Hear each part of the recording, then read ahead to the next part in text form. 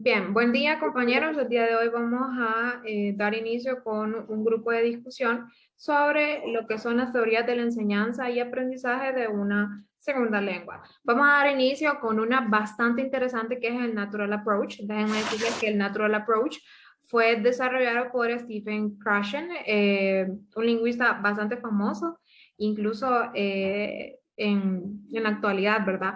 Por la importancia de la teoría que él desarrolló. Bien, en el Natural Approach nos dice que el alumno aprende de una forma natural, que hablar no es practicar, que no sirve básicamente pararse enfrente de un espejo, hablar y hablar y hablar, porque no se adquiere el conocimiento, o sea, no existe ese proceso de adquisición, que ya vamos a ver, ¿verdad?, profundamente un poco de qué es adquisición y qué es aprendizaje en el Natural Approach. La adquisición de una lengua se da cuando es de forma inconsciente. Eh, una buena forma de utilizar este enfoque es relacionando el contenido o vocabulario que los estudiantes conocen con imágenes para facilitarles el aprendizaje. Esto se da a través del input comprehension.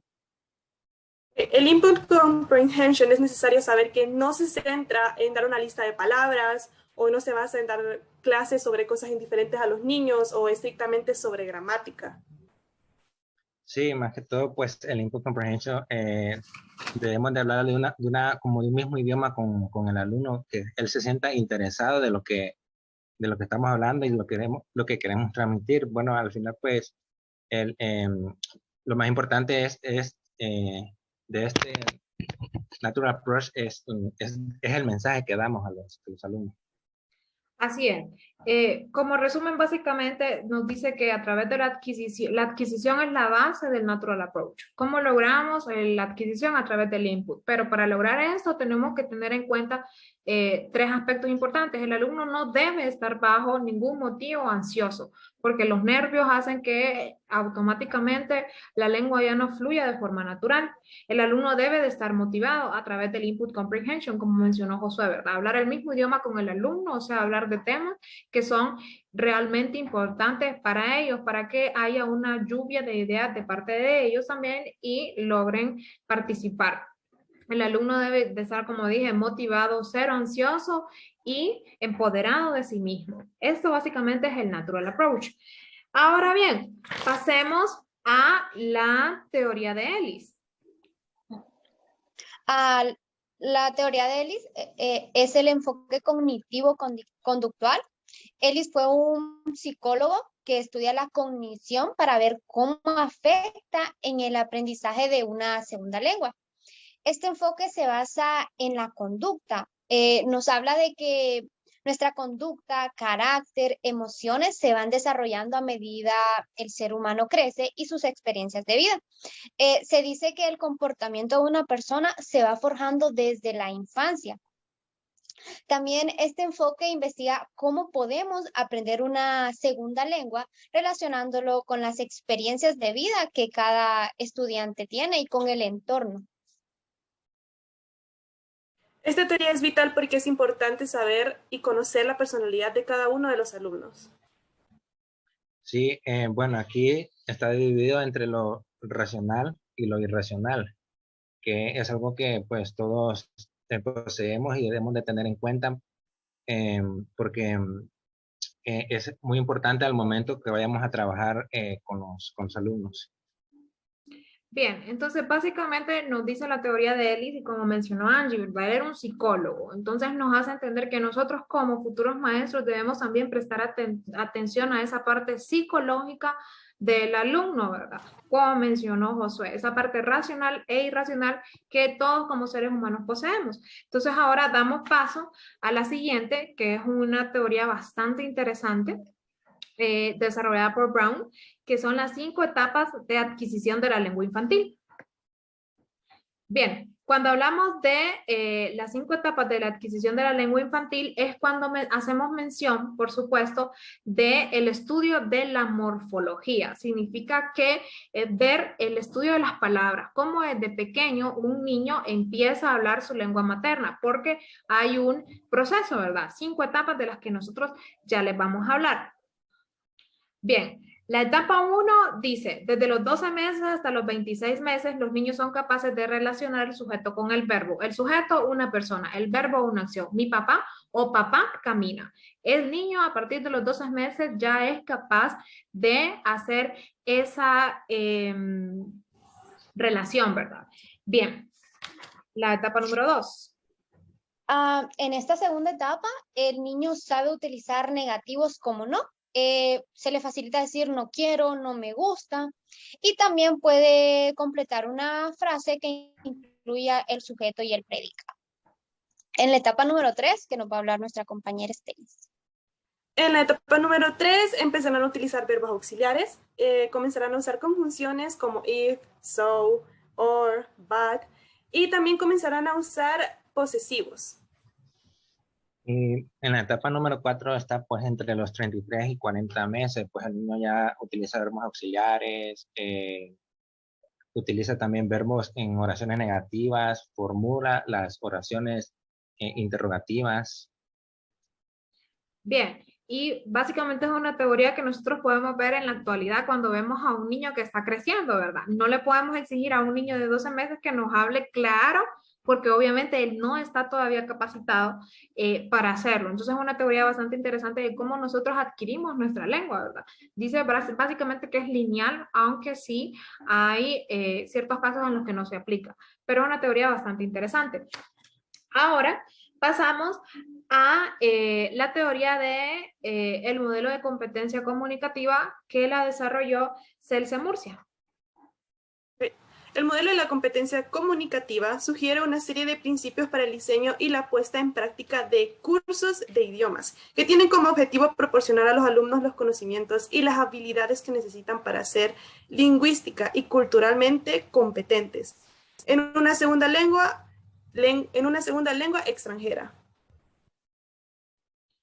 Así es, y acaba de mencionar algo usted y dice, necesitan para ser lingüística y culturalmente competentes, ¿verdad? Básicamente eso nos dice el modelo de competencia comunicativa. Hay un triángulo y en el centro está la competencia discursiva, que es la más importante, pero para que esa competencia discursiva se desarrolle, necesita de la competencia sociocultural.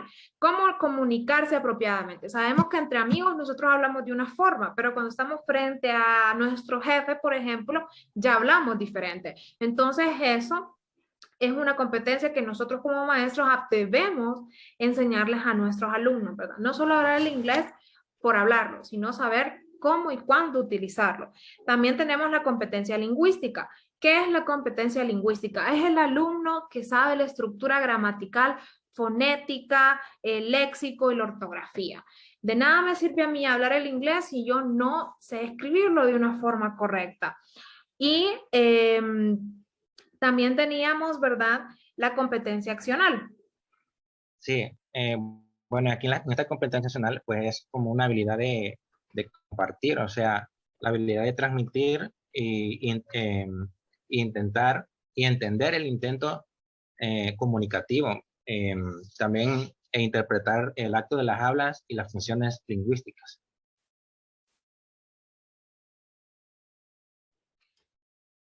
Bien, teníamos la También competencia estratégica, ¿verdad? la competencia estratégica se refiere al conocimiento de estrategias de comunicación que el estudiante desarrolla y de saber cómo y cuándo usarlas. Por ejemplo, para evadir un tema, a reestructurar oraciones y pedir declaraciones. El uso de todas estas estrategias nos sirven para dar a entender lo que se quiere comunicar a los demás. Así es. Entonces, básicamente nosotros debemos aprender a desarrollar en nuestros alumnos y en nosotros, ¿verdad? También todas estas competencias para que al final el centro, que es la competencia discursiva, sea bien utilizada en cualquier ámbito en el que nosotros nos vayamos a desarrollar o en cualquier situación en la que nos encontremos. Eso básicamente habla el modelo de competencia comunicativa. Entonces ahora pasamos a una maravillosa lingüista que ha hecho gran impacto en el mundo, que es Larsen Friedman. Diana Larsen Friedman. Ella fue creadora, o más bien se dedicó al estudio de diferentes métodos y approaches que ayudan a que el maestro dé o transmita la segunda lengua de una forma adecuada hacia el alumno. Ella desarrolló diferentes métodos. Entre estos, Angie, ¿cuáles tenemos?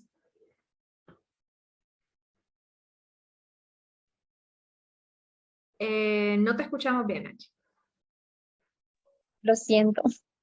Dentro de este tenemos el método de gramática y traducción, el método directo, audiolingual método, el Silent Way, sugestopedia, comunicación de aprendizaje o el aprendizaje comunitario, la respuesta física total y el enfoque comunicativo. En este caso les voy a hablar un poco de los dos que me interesaron bastante y que he sentido que han puesto en práctica los maestros conmigo. Uno de ellos es el método directo, que este método creo que es uno de los más comunes y de los que más se usan, que en este método las clases son llevadas a cabo en la segunda lengua desde el inicio, basándose en experiencias de la vida real. También en este método utilizan objetos o figuras para enseñar el contenido y el maestro está en una constante comunicación con sus alumnos. El otro método que me pareció bastante interesante es la sugestopedia, que con este método se busca ayudar al alumno a romper las barreras que ellos mismos se ponen al momento de aprender una segunda lengua. También se dice que el ambiente debe ser bastante cómodo para que el alumno pueda entrar en confianza con el maestro y pueda poner su imaginación a volar.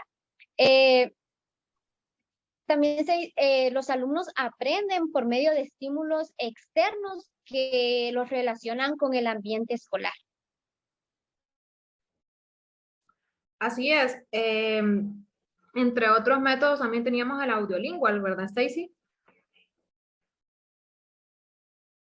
Su audio, Stacy. Perdón, se me había ido el internet y tuve que conectarme al celular. Mil disculpas. Método audiolingual. Hacer que los alumnos sean capaces de usar la lengua meta. El contenido es representado en diálogos, repetición, imitación y memorización. La gramática es introducida por los elementos dados en el diálogo, por el constante hablar y practicar. También tenemos otro método que es el método de gramática y de traducción y gramática o Grammar Translation Method, que aquí, bueno, en este método pues tenemos que estar conscientes de las reglas gramaticales, hacer énfasis o memorizarnos palabras, vocabulario y conjunciones y otros puntos gramaticales. Pues en este método también la mayor parte de la interacción la tiene el maestro hacia los alumnos. Así es, también otro método que ella estudió es el Silent Ways o método silencioso, que actualmente no es muy usado, creo por la dificultad que presenta o no sé, pero es el proceso por el cual las personas a través del raciocinio descubren y formulan reglas sobre la lengua aprendida. Básicamente es asociar colores con palabras o reglas, ¿verdad? Ese es el método silencioso. También hablaba de respuesta física total, que en este se enfoca hacia las habilidades del habla, enfoque comunicativo, y la meta es hacer que los alumnos se hagan competentemente, pues la comunicación, ¿verdad? Es la base del Total Physical Response. Y también tenemos el método comunicativo, que es aquí donde nosotros hacemos que el alumno a través de diferentes actividades pues produzca, ¿verdad? Hable la lengua meta. Esto básicamente podemos decir sobre Diana, una mujer que se dedicó, ¿verdad?, al estudio de todos estos diferentes métodos y que si nosotros ahondamos más, podemos encontrar diferentes videos en YouTube de cómo ella da ejemplificaciones de cómo dar este tipo de clases utilizando estos métodos, ¿verdad? Bastante interesante y que nosotros como maestros debemos saber para ponerlos en práctica al momento de dar clases. Bien, y finalizamos entonces con nuestros últimos dos lingüistas, que en este caso serían... Richards y Rogers. Ellos prácticamente, estos lingüistas hicieron una guía para que de los métodos para que el maestro pueda usarlos en el desarrollo de sus clases. Ellos dicen que la variedad de actividades puede ser ilimitada, siempre que ésta permita tener los objetivos comunicativos para participar y desarrollar de los procesos. Un aspecto bastante importante en la enseñanza comunicativa de la lengua es que se centra no solo en las intenciones de comunicarse para expresar ideas, sino que también en las estructuras. Los alumnos aprenden un idioma al estar expuestos a él todo el tiempo, comunicándose, utilizándolo en cualquier contexto y relacionándose más con el idioma. Así es, estos dos grandes lingüistas prácticamente nos dieron lo que es la Biblia del maestro. Un libro donde encontramos diferentes métodos bien explicados, actividades a realizar. Yo leía comentarios y muchos decían que es un libro fantástico. Ojalá nosotros algún día lo podamos tener físicamente o leerlo, ¿verdad? Recuerdo que en metodología nos lo compartieron y definitivamente es un libro que es un manual para poder mostrar o enseñar, ¿verdad? La segunda lengua. Entonces, esta ha sido, muchachos, una investigación bastante enriquecedora, ¿verdad? Por nuestra parte, tanto como alumnos y como futuros maestros. Así es, porque con estas teorías aprendemos y sabemos que todos aprendemos de diferentes maneras, entonces todas estas teorías nos ayudan a enseñar de diferentes formas a los alumnos y el maestro también poner diferentes metodologías. Sí, gracias a estas teorías pues tengo un punto de vista nuevo e innovador con respecto a muchas cosas que probablemente pasamos por alto. Gracias a los compañeros porque nos ayudamos mutuamente, porque nos guiamos mutuamente y porque ahorita aprendimos juntos. Bien, eso es todo. Muchas gracias. Feliz tarde. Bueno, feliz tarde.